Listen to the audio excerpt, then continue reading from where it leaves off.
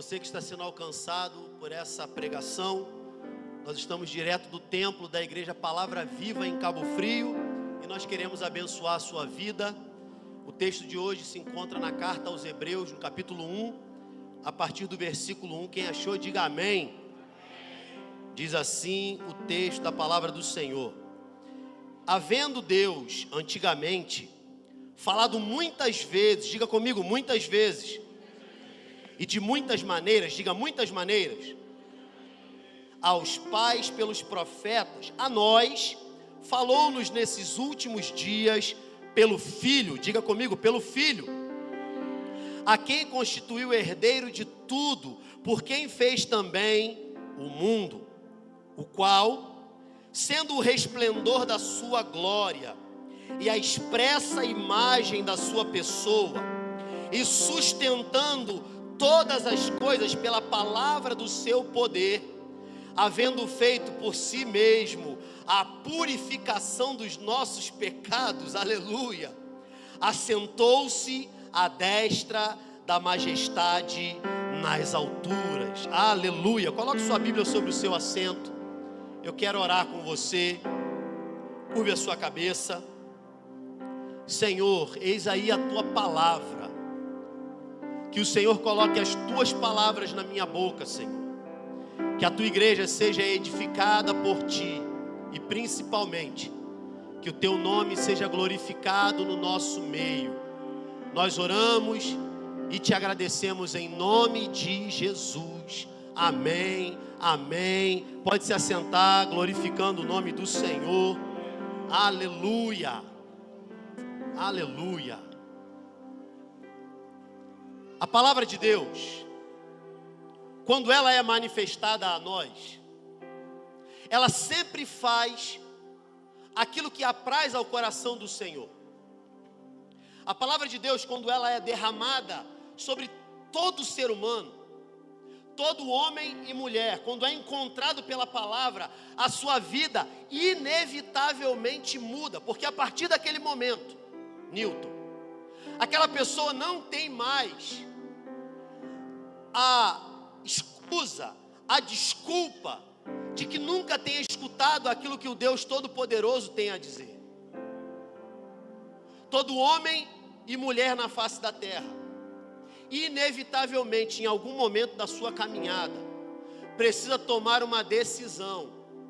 E essa decisão, inevitavelmente também, pode mudar todo o destino dessa pessoa.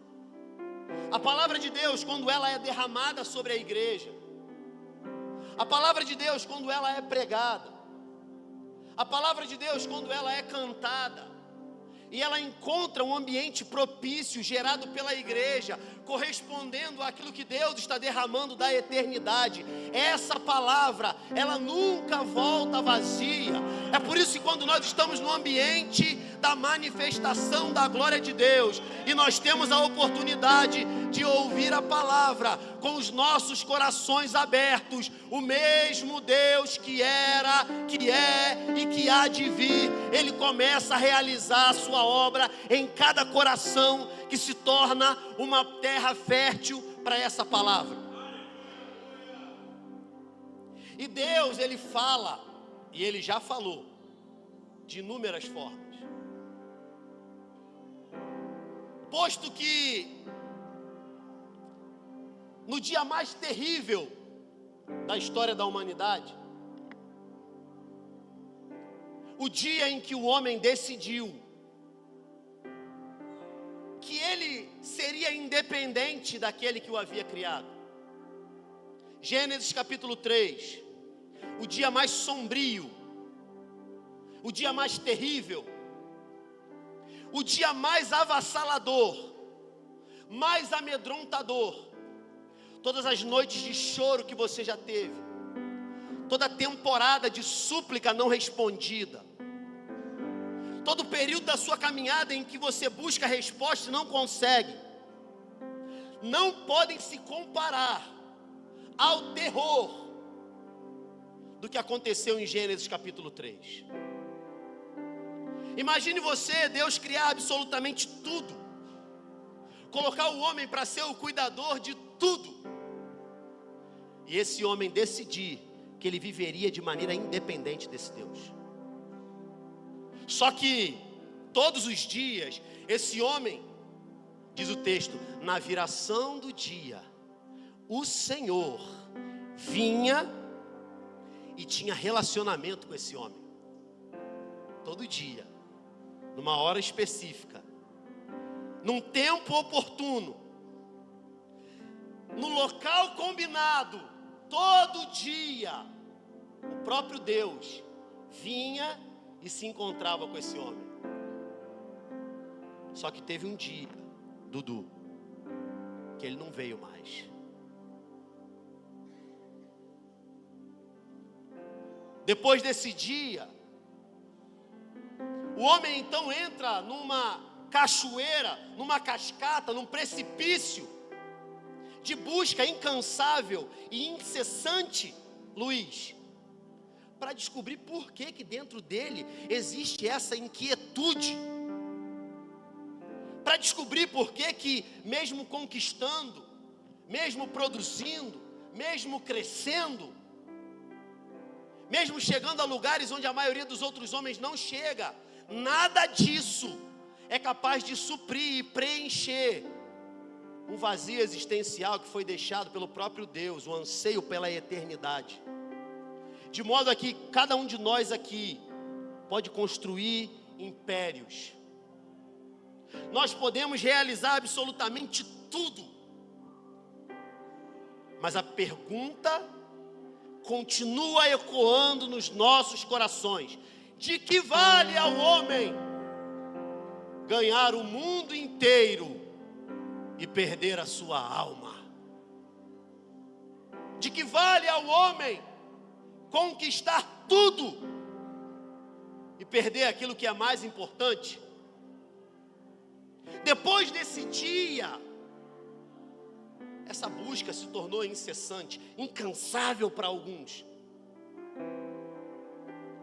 Então o homem começa a ter a necessidade de tentar suprir essa carência, de tentar suprir essa necessidade.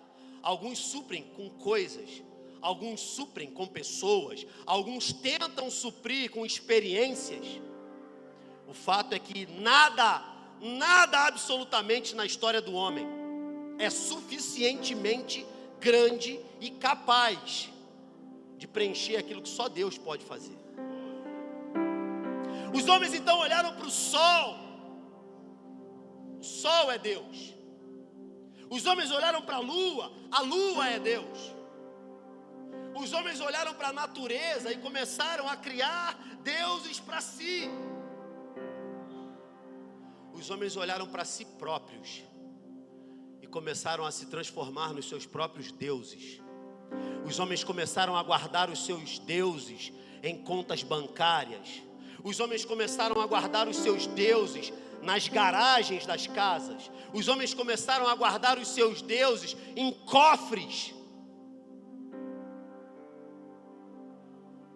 Mas a pergunta continua ecoando ao longo dos séculos: de que vale fazer tudo, ganhar tudo e perder a sua própria alma? Quando nós estamos diante do ambiente da glória de Deus, nada mais precisa e pode ter significado para nós. Quando nós estamos diante do ambiente onde Jesus manifesta a sua presença, nada pode fazer mais sentido para você do que levar uma vida inteira em devoção a esse Deus. Porque é o mesmo Deus cujo relacionamento foi quebrado por causa do pecado. Ele mesmo já tinha para nós um plano, porque o Cordeiro foi sacrificado antes da fundação dos séculos. O Cordeiro que foi morto pelos nossos pecados e que ao terceiro dia ressuscitou. Aleluia! Olhe para mim, por favor. Isso é muito mais do que vir na igreja no domingo. Isso é muito mais do que fazer parte de uma religião. Isso é compreender para que você foi gerado. Isso é compreender que só existe uma voz que vai fazer a tua vida fazer sentido.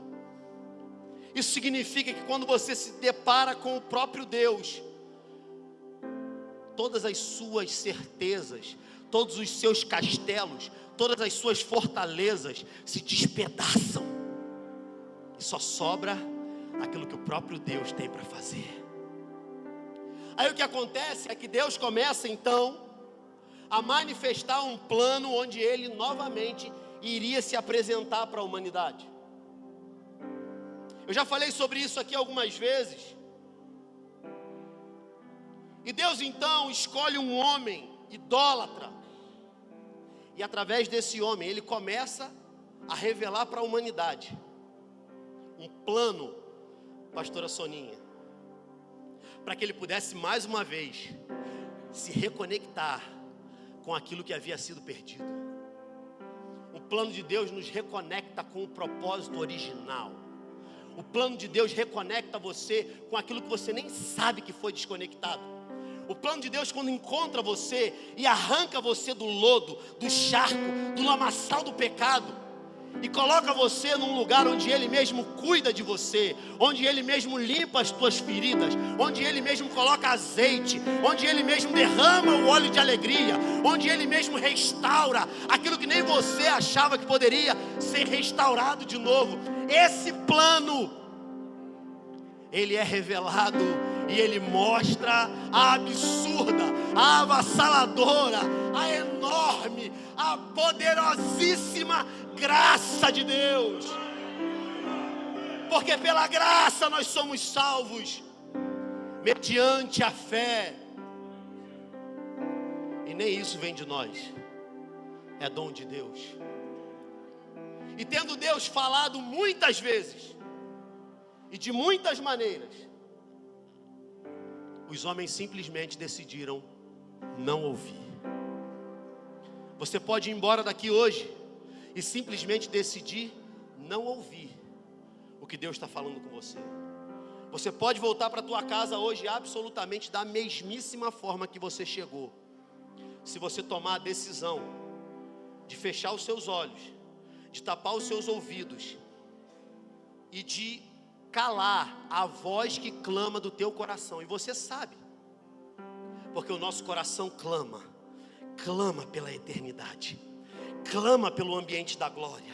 E quando o ambiente da glória se estabelece, quando o ambiente de graça, quando o ambiente de glória se estabelece num ambiente, a igreja corresponde a esse ambiente.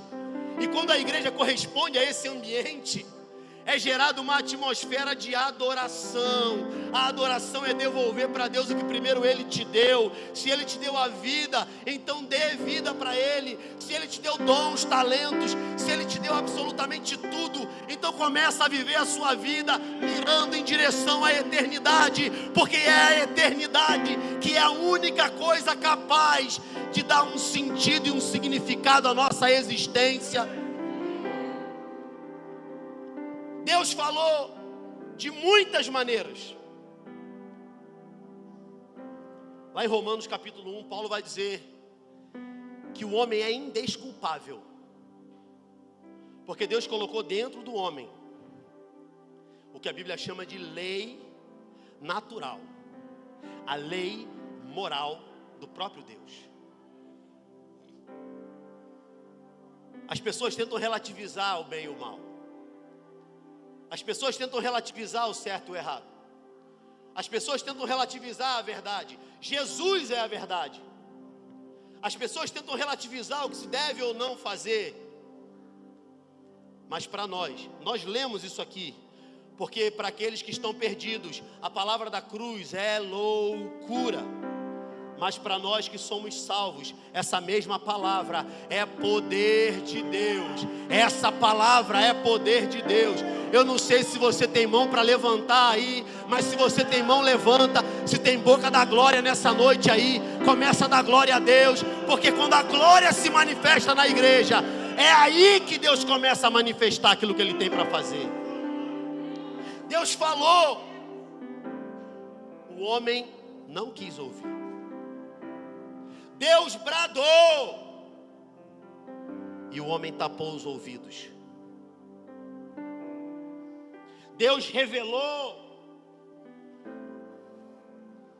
e os homens preferiram construir os seus próprios altares. Assim como nós hoje preferimos continuar construindo os nossos próprios altares.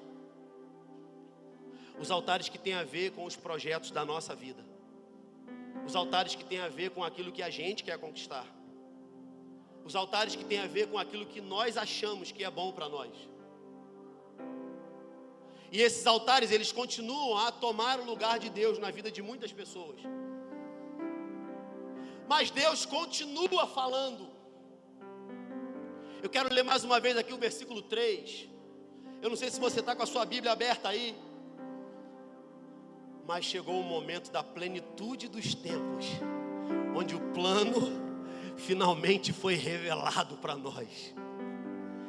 O texto diz: o qual, sendo o resplendor da sua glória e a expressa imagem da sua pessoa, e sustentando todas as coisas pela palavra do seu poder, havendo feito por si mesmo a purificação dos nossos pecados, assentou-se à destra da majestade nas alturas. O ambiente da glória de Deus só faz sentido quando ele é também o ambiente onde Jesus é bem-vindo. Porque a gente pode se mover, a gente pode viver movimentos, a gente pode viver coisas loucas, mas se a centralidade de Cristo sair do nosso culto, a gente está fazendo qualquer coisa menos igreja. Porque Cristo é a revelação plena da imagem de Deus. Cristo é a revelação plena da glória de Deus. Sem Cristo nós estaríamos com todos os problemas com o Deus vivo. Você acha que por acaso Jesus, ele veio para suprir algum tipo de fúria do diabo sobre a sua vida? O que eu vou te revelar nos próximos minutos pode abalar você, pode mexer com você. Mas o que Cristo fez por nós na cruz não tem a ver com o diabo. Tem a ver com um plano que foi quebrado lá no princípio. Existe uma coisa que separa qualquer ser humano de Deus, e essa coisa não se chama diabo. Essa coisa se chama pecado.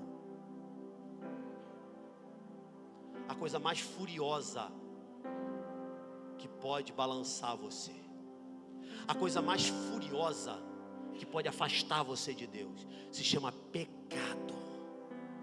Parece que saiu de moda falar sobre isso,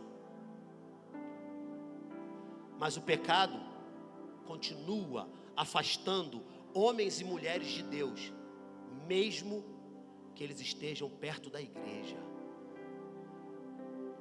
Tornar-se um religioso não faz de você um salvo. Tornar-se alguém que frequenta uma igreja não torna você apto a viver a eternidade com Deus. A única coisa que é capaz de dar solução para a tua vida é justamente o sacrifício que Cristo fez na cruz por nós. A mensagem do Evangelho continua sendo simples. A mensagem do Evangelho continua sendo direta.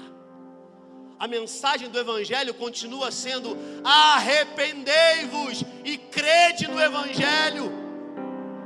A mensagem do Evangelho continua sendo que homens imperfeitos, quebrados, pecadores, foram resgatados por um Deus todo-poderoso, porque Deus amou o mundo de tal maneira que Ele deu o seu Filho unigênito, para que todo aquele que nele crê não pereça, mas tenha a vida eterna.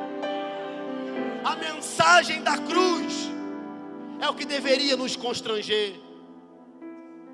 A mensagem da cruz é o que deveria mover a nossa adoração, porque Deus continua falando, e Ele revela a plenitude de quem Ele é, através de Jesus. Se você está em Cristo, você é nova criatura. Se você está na igreja, não tem essa garantia.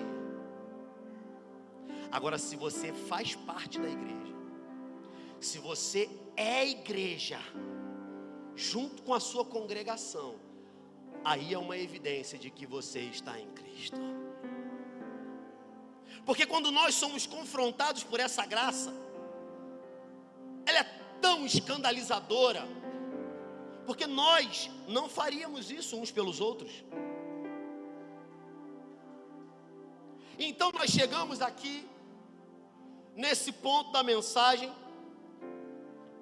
no qual a pergunta que fica para nós é: o que nós fazemos quando a glória se manifesta? O que nós fazemos quando o ambiente é mudado? O que nós fazemos quando Deus resolve dar a ignição naquilo que Ele tem para derramar sobre você? Como nós correspondemos ao ambiente onde Jesus está? Como nós correspondemos a esse amor que é derramado da eternidade por nós? Porque Ele, havendo feito por si mesmo a purificação dos nossos pecados, assentou-se à destra da majestade de Deus. É por isso que eu gosto muito daquela palavra que Paulo, ele diz: o que diremos diante dessas coisas? Se Deus é por nós, quem será contra nós? Aquele que não poupou o seu único filho, mas o entregou por amor de nós,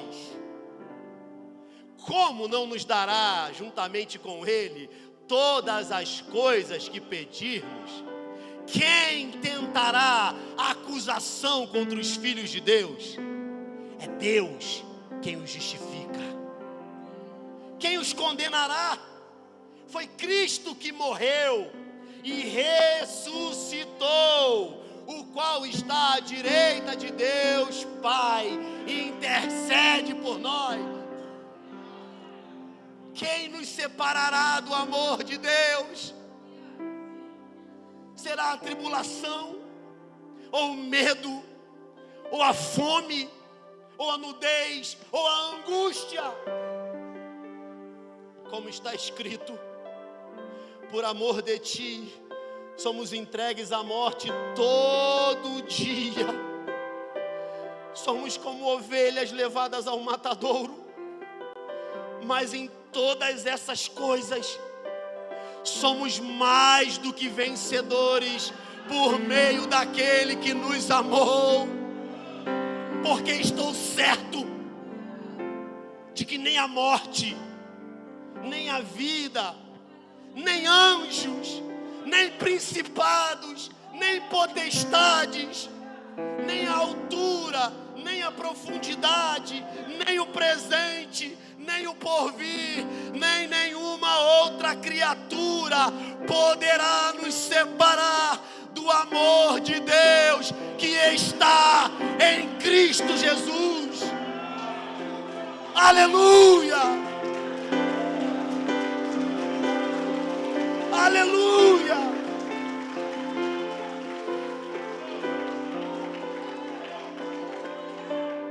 Irmãos, é isso que vale a pena ser pregado, irmãos. Não é você chegar aqui e ter um coach aqui dizendo que você vai prosperar e vai conquistar e vai fazer, não. Isso aí, se você trabalhar, você consegue. É alguém dizendo para você: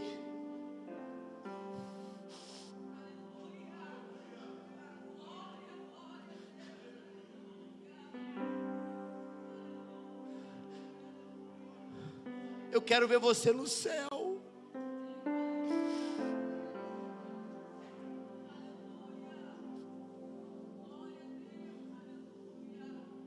Por que a gente fica tão agarrado às coisas dessa terra? Se o ambiente da glória é o que importa. Porque, irmãos, quando tudo passa, quando tudo perde o significado, só a glória de Deus importa. Quando você não tem mais caminho, quando você não tem mais para onde ir, a glória de Deus continua confrontando você e trazendo você, através da graça do Evangelho, para um lugar que ninguém pode te arrancar. Ninguém pode te arrebatar das mãos do Senhor. E quando Deus escolhe um dia para resgatar um homem,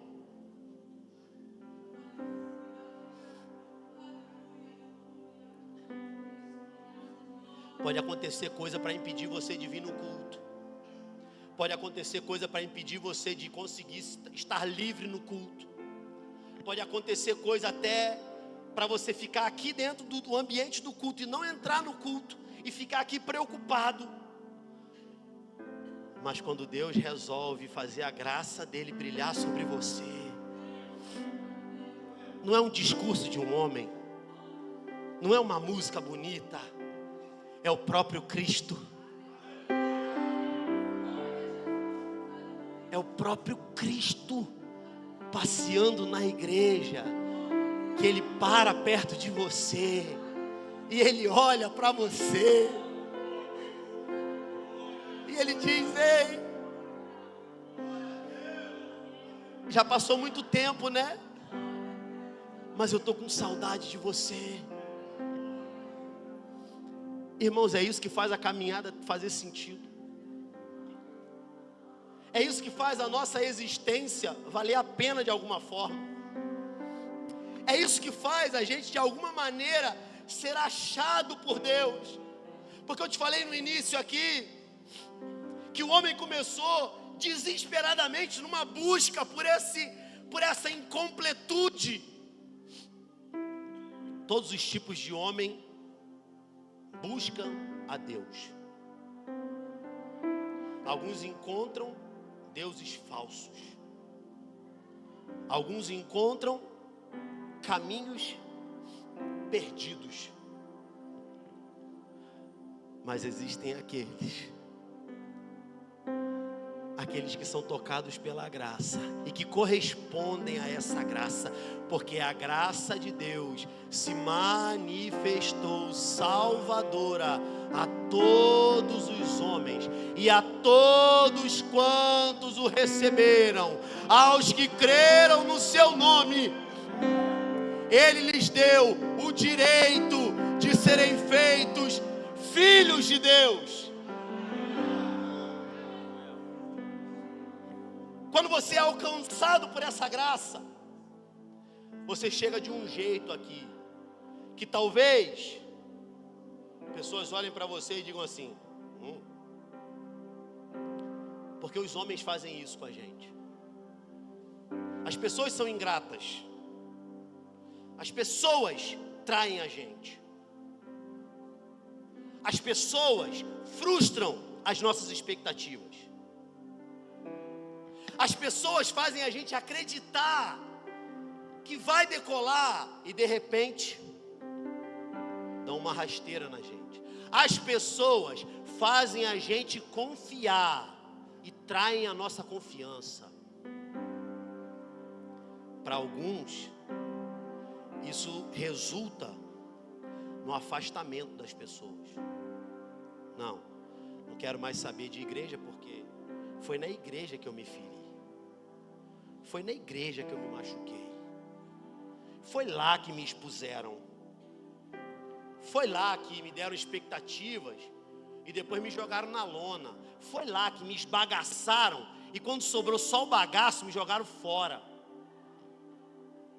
Porque a verdade é que a igreja tem tudo para dar errado.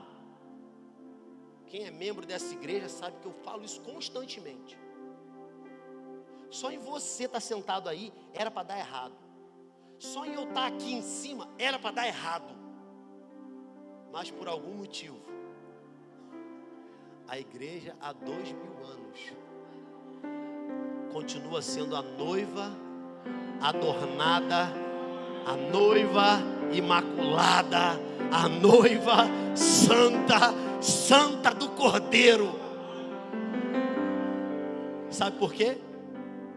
Porque apesar de você, apesar de mim, a igreja é o único organismo, é a única instituição que continua sendo governada incansavelmente pelo Espírito Santo de Deus. Apesar das nossas imperfeições, apesar de quem eu sou, Deus continua se movendo através da igreja. Deus continua falando através da igreja. Deus continua falando em muitos lugares e de diversas maneiras, através da revelação do Filho, através da revelação de quem é Jesus. Uma vez um aluno na escola me perguntou assim: professor, quem é Jesus para você? Uma pergunta difícil, né? Porque para cada um aqui, se eu perguntar quem é Jesus, vai dizer uma coisa. E a gente fica tentando buscar a resposta mais intelectualizada que a gente pode dar, porque acha que a pessoa fala assim: ele deu uma definição erudita. Só que falar de Jesus não tem a ver com quanto você sabe dele. Falar da palavra não tem a ver com quanto você estudou da palavra. Tem a ver com quanto você está infectado por essa palavra. Tem a ver com quanto de Jesus você está contagiado, você está contaminado. Porque se você está contaminado, inevitavelmente quem está perto de você vai se contagiar. Inevitavelmente quem está no mesmo ambiente que você vai ser levado a ser contagiado também por aquilo que está dentro de você. Aí eu olhei para aquele aluno assim, falei: rapaz, presbítero Leandro, vou dar lugar aqui. Eu não posso dar lugar, tem que ficar na compostura. Porque crente pentecostal não pode ver uma oportunidade que é logo dar uma sapateada. Você vê esse povo doido aí na hora do louvor. Já estava olhando, nem olhando muito, daqui a pouco tinha alguém andando na parede ali. Aí eu olhei para ele e falei assim: rapaz, essa resposta é muito difícil, cara. E eu vou te dar essa resposta citando o livro que fala sobre Jesus. Aí eu olhei para ele e falei assim: Jesus é o verbo. É o verbo que no princípio era Deus e que estava com Deus. O verbo por meio do qual tudo se fez e sem o qual nada do que foi feito teria sido criado. Jesus é o verbo de Deus que se fez carne. O incriado se tornou uma parte da manifestação da criação. Aí eu olhei para ele e falei assim: ele sendo Deus, ele não teve o fato de ser igual a Deus como uma coisa que ele tinha que se agarrar. Mas ele abriu mão da sua glória. Ele se esvaziou de si mesmo e tornou-se semelhante aos homens. E aí nessa hora, irmãos, o rostinho dele estava igual ao de vocês, assim, olhando para mim, querendo saber. Irmão, experimenta só. Começa a falar de Jesus, perde alguém. É impossível essa pessoa ficar alheia. Ou ela vai rejeitar veementemente, ou ela vai querer saber. Porque sem perceber, quando a gente fala de Jesus, a gente está acessando aquele vazio que tem dentro do ser humano e que só pode ser preenchido por Ele. Aí eu falei: e esse verbo que se fez carne, sendo reconhecido em figura humana, se humilhou e foi obediente até a morte, e morte de cruz. Aí ele já estava assim, ó, vidrado olhando para mim. Aí eu falei, por causa disso, Deus o exaltou soberanamente e lhe deu o nome.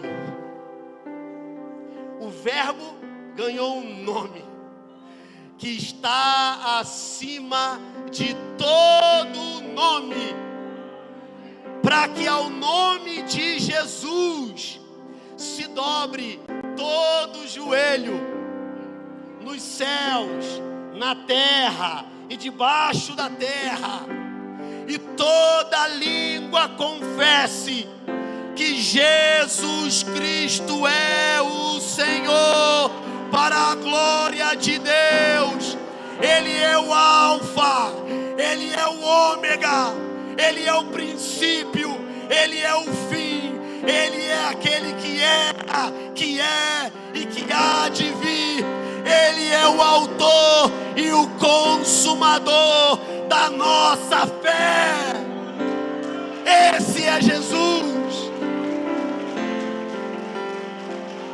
Esse é Jesus.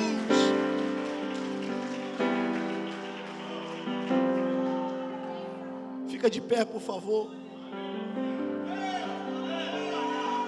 Se você tem boca, glorifica a Deus aí, pelo amor do Senhor.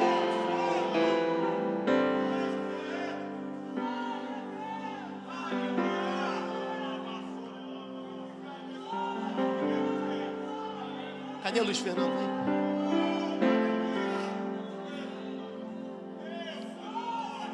O ambiente da glória, ele só continua se movendo se existe uma igreja que é receptiva a esse ambiente.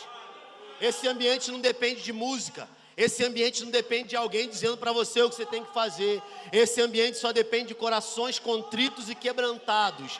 Então eu não sei o que você vai fazer aí, mas começa a manifestar um ambiente que dê boas-vindas à continuidade da manifestação da presença do Espírito Santo aí.